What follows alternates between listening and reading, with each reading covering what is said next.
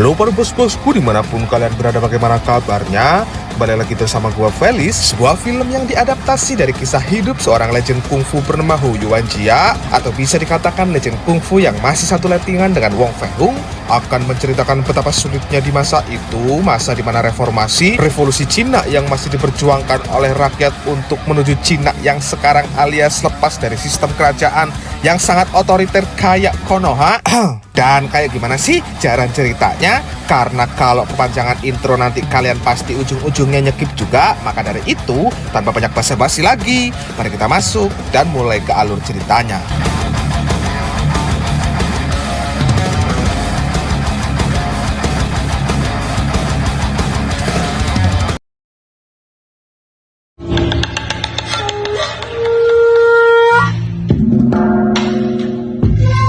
Diawali dengan memperlihatkan pertarungan antara samurai Jepang dengan salah satu guru dari salah satu perguruan yang ada di Tianjin, yang pertarungan ini sendiri dimaksudkan untuk awal dari sebuah tantangan terhadap seluruh perguruan kungfu yang ada di Cina. Pertarungan berlangsung cukup sengit dengan jual beri serangan di antara keduanya, dan dalam pertarungan kali ini samurai Jepang tak menemukan kesulitan yang berarti, di mana ia cukup tenang, yang itu terbukti dengan jarangnya ia mengeluarkan samurainya untuk melawan, dan begitu sekalinya dikeluarkan, samurai Jepang itu langsung bisa memenangkan pertarungan dan mengakhirinya.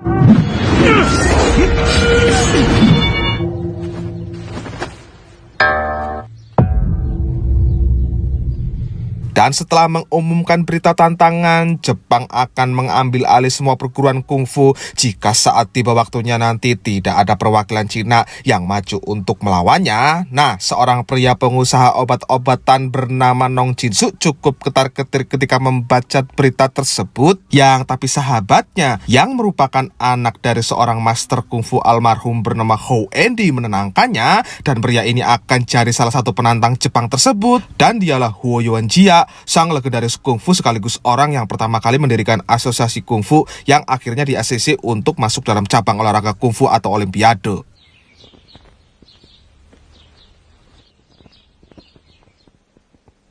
Adegan flashback ke tahun 1898, lebih tepatnya saat Jepang belum masuk ke negara Cina. Kisah diawali dengan memperlihatkan Hou Endi alias ayahnya Hu Yuanjia yang tengah berdoa memohon kesuksesan acara pernikahan anak pertamanya, yang acaranya sendiri saat ini baru saja berlangsung, di mana anak pertamanya sendiri bernama Hu Yinyang. Dia ini orang yang diwariskan perguruan Hou dan yang selalu diajarkan kungfu sejak kecil oleh ayahnya.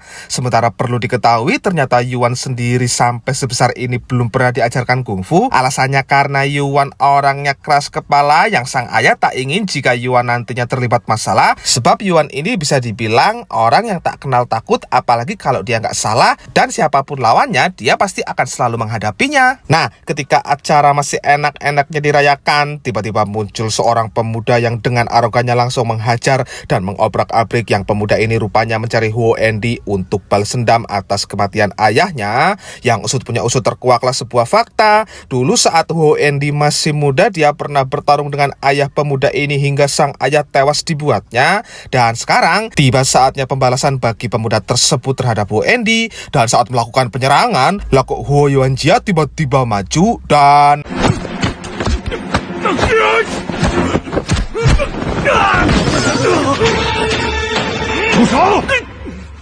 jelas saja, melihat sang anak bisa kungfu, apalagi kungfunya bukan berasal dari keluarga Hou, sang ayah jelas marah dan mempertanyakannya. Dan sang ayah meminta agar Yuan merenung untuk menyadari kesalahannya. Yang tapi di sini Yuan malah menunjukkan sisi keras kepalanya dengan terus membantah. Dan pada akhirnya sang ayah menamparnya. Untuk kemudian setelah kejadian ini, Yuan pun memutuskan pergi meninggalkan rumah, lalu menuju ke rumah sahabatnya, yaitu yang ada di seberang sana di desa Jinmen, yang siapa lagi kalau bukan Nong Jitsu. Dan selanjutnya kita langsung dibawa ke istana kerajaan dinasti Qing, dan di sini kita diperkenalkan dengan seorang jenderal bernama Jenderal Yuan, yang pada momen ini sang jenderal mendapat tugas untuk memberantas kelompok pemberontak reformasi yang menurut informasi sekarang ada bersemayam di desa Jinmei yang merupakan desanya Nong Jitsu. Dan entah satu perjuangan dengan revolusi Sun Yat-sen atau tidak, harusnya sih iya, soalnya ngelihat dari tahunnya sama sih dengan perjuangan revolusinya Sun Yat-sen. Yang ingin digulingkan pun sama, yaitu dinasti Qing kan. Tapi kalian tahu nggak apa yang keren? Kalau Sun Yat-sen Sen pada masa perjuangannya pernah tuh dia dibantuin sama Wong Fei Hung. Nah, kalau Tan Silong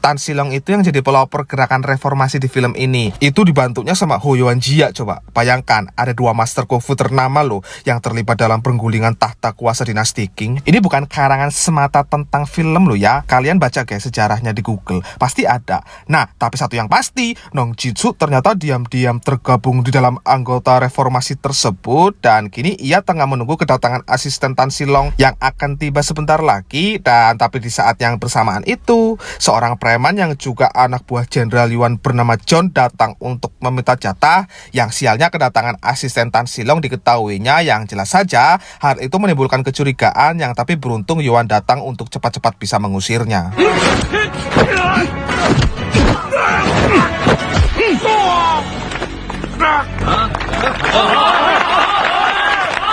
Kedatangan si asisten sendiri kemari ialah si asisten ingin memberikan sebuah surat yang isinya tentang rencana reformasi besar-besaran yang akan Tan Silong laksanakan dalam waktu dekat ini, dan Tan Silong meminta sumbangan berupa obat-obatan yang nantinya diperuntukkan ketika perang pecah dan akan memakan banyak korban yang otomatis akan membutuhkan banyak obat-obatan juga. Dan segeralah Nong Jitsu melakukan sesuatu untuk bisa membantu negeri ini merdeka dari dinasti Qing. Caranya dengan merayu sahabatnya untuk membuka perguruan yang dengan mengatakan jika semua orang Cina kuat sepertimu, Cina akan terbebas dari otoritarianisme seperti sekarang, yang Yuan pun setuju. Yang tanpa sadar ketika mereka ngobrol ini, si asisten tengah dalam bahaya karena saat ini ada pasukan Jenderal Yuan yang datang untuk coba menculiknya.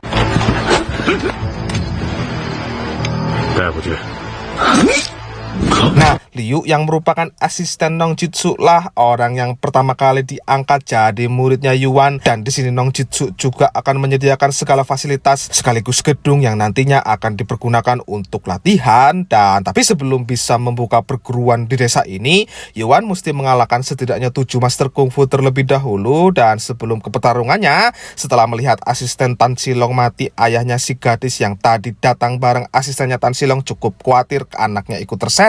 Gadis itu sendiri bernama Nona Yu ya, dan meskipun sejatinya si bapak ini juga bagian dari reformasi, jika sampai Nona Yu kenapa-napa, si bapak tidak akan tinggal diam untuk mencari Nong Jitsu yang sudah melibatkan putrinya dalam menjemput si asisten.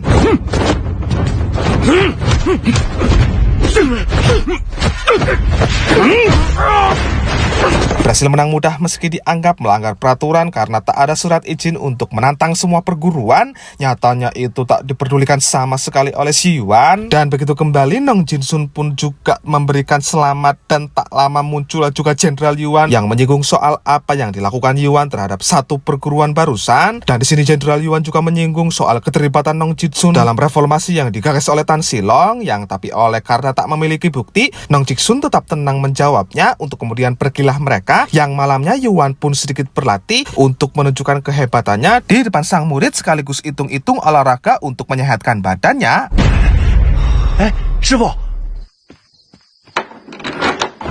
Nah, tak lama setelah Yuan selesai memperlihatkan jurus tersebut di hadapannya si Liu, tak lama datang Nona Yu dan asistennya, yang si asisten ini kebetulan sudah diidam-idamkan oleh Liu sejak lama, dimana tujuan Nona Yu kemari ialah untuk menemui Nong Jitsun untuk menyerahkan sebuah surat yang lagi-lagi tentang reformasi, yang mereka berdua cukup tercengang melihat kecantikan mereka berdua tersebut. Yang ketika Nona Yu pamit, Nona Yu sempat memberikan makan untuk Yuan karena tempo hari di dermaga Yuan sudah menyelamatkannya, yang oleh karena akhirnya tertarik, dan kebetulannya Liu juga ingin memberikan hadiah untuk si asisten, mereka berdua memutuskan pergi mengintip dua wanita tersebut sekaligus memberikan hadiahnya. Yang tapi karena Liu nggak berani karena mentalnya cupu, pada akhirnya hadiah tersebut justru digunakan Yuan untuk diberikan ke Nona Yu sebagai tanda perkenalan.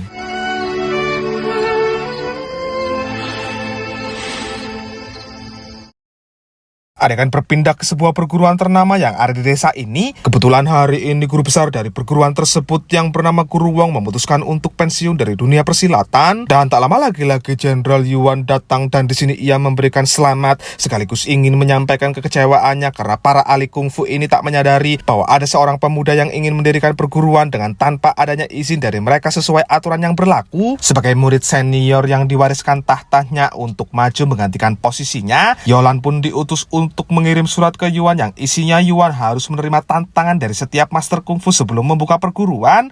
Dan Yuan pun jelas tak keberatan untuk kemudian esoknya Yuan datang untuk memenuhi tantangan tersebut, di mana Yuan harus melewati setiap ruangan untuk sampai ke atas, dan Yuan akan ditunggu satu master di setiap tiap ruangan tersebut. Dan dengan ini pertarungan pun dimulai.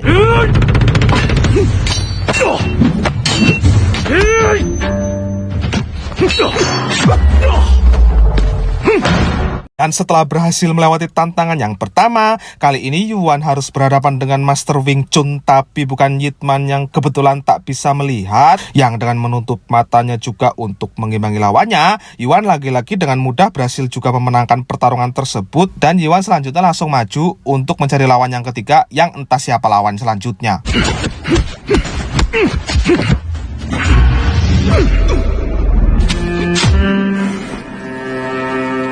Masuk ke tempat yang ketiga, kali ini Dewa Mabuk sudah menunggunya, dan lagi-lagi meskipun agak kesulitan, Yuan berhasil memenangkannya juga, hingga kali ini tibalah Yuan yang akan menghadapi Yolan. Dan meskipun Yuan enggan melawan wanita karena dia pinginnya ngelawan Master Wong, Yolan pun tetap bersikeras maju untuk melawannya, dan Yolan jelas bolak-balik dibuat tak berdaya, dan tapi Yolan terus saja berusaha untuk menyerangnya, sampai ketika Yuan kesal dan menendangnya, disitulah kok tiba-tiba Yolan tewas dengan mudahnya, yang tapi Yuan melihat seseorang di baliknya yang sudah pasti dialah orang yang membunuh Yolan untuk memfitnah Yuan di hadapan master-master lain. Nah, karena di dalam surat tantangan tersebut tertulis kontrak hidup dan mati di dalam pertarungannya, salah satu master senior berusaha berlaku adil dengan tetap membiarkan Yuan pergi dan membuka perguruan. Dan sebelum pergi di sini, Jenderal Yuan sempat menawarkan Yuan untuk masuk dalam kepemerintahan yang dipimpin oleh dinasti Qing, yang tapi tawaran tersebut langsung Yuan tolak mentah-mentah. Dan sialnya, ketika pulang Non Jinsu sudah diculik, dan menurut pengakuan Liu, orang yang menculiknya itu meminta pertukaran dengan Tan Silong,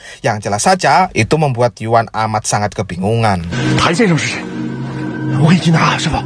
哥说一旦他出事就要把信拿给你，说你看了就明白。 Barulah setelah membaca surat tersebut, Yuan pun mengerti dan dia bergegas pergi ke rumah Nona Yu, yang tapi ternyata Nona Yu sudah tidak ada, yang kemungkinan sudah pergi meninggalkan desa ini. Dan disinilah Nong Jitsu sekarang, ternyata ayah Nona Yu sudah ketangkep duluan dan mengakui tentang reformasi yang membuat Nong Jitsu kini nyawanya dalam bahaya, yang tapi apabila Nong Jitsu mau menyerahkan Tan Silong ke tangannya, Nong Jitsu akan dibebaskan. Dan tapi apa jawaban Nong Jitsu coba? Ya, Nong Jitsu jelas menolaknya, yang membuat Jenderal Yuan akhirnya menyiksanya sedikit dan langsung mengikatnya.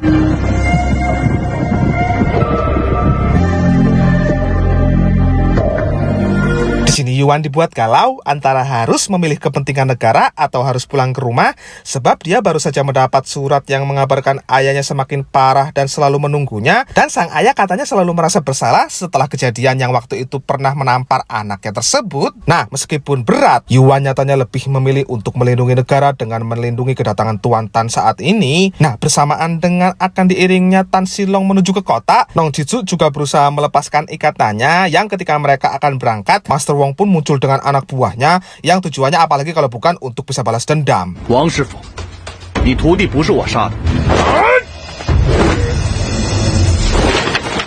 留下！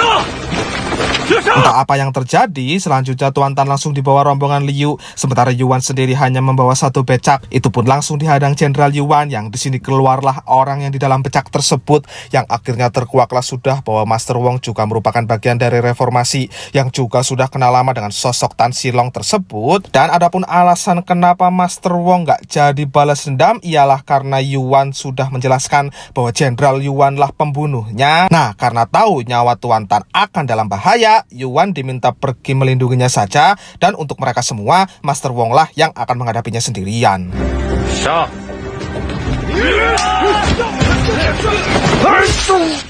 Ya, sayangnya Liu harus tewas duluan dan Yuan terlambat menyelamatkannya, yang tapi Yuan masih mampu melindungi Tuan Tan dari mereka semua. Dan Yuan tanpa ampun saat itu langsung membunuh si John karena sudah berani membunuh Liu, murid satu-satunya yang baru saja ia miliki. Nah, karena pasukan Jenderal Yuan terus-menerus berdatangan yang membuatnya kesulitan, pada akhirnya Master Wong pun tewas dengan mudahnya. Dan di lain tempat, setelah Tuan Tan berhasil diantarkan yang rencananya dia akan segera pergi ke kota, esok malamnya tibalah hari pembalasan besar atas kematian Master Wong. Dan dengan ini tanpa banyak basa-basi lagi, adakan pertarungan antara Yuan versus anak buah Jenderal Yuan pun dimulai.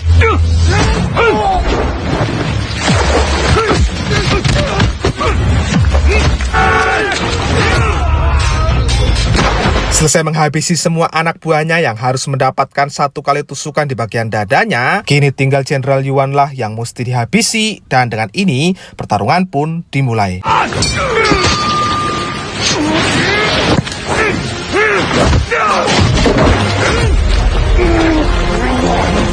Singkatnya saja, setelah berhasil memukul dengan pukulan yang cukup bertubi-tubi dengan menggunakan balok yang sebelumnya digunakan untuk menggantung kepalanya Master Wong, Yuan pun akhirnya berhasil juga membunuhnya. Dan Yuan pulang dengan membawa kelapa Master Wong untuk dikuburkan. Lantas selanjutnya pulanglah dia ke rumah, yang di situ ia mendapati ayahnya telah tiada. Lalu ketika ia membaca surat yang ditinggalkan oleh ayahnya, di situ ia menangis sejadi-jadinya. Dan selanjutnya scene pun dikembalikan lagi ke masa sekarang, lebih tepatnya saat Yuan akhirnya menerima tantangan dari pihak Jepang dan siaplah berduel dia, tepatnya di hadapan banyak orang termasuk para master kungfu. Dan adapun selanjutnya setelah pertarungan tersebut dimulai, selanjutnya setelah itu film pun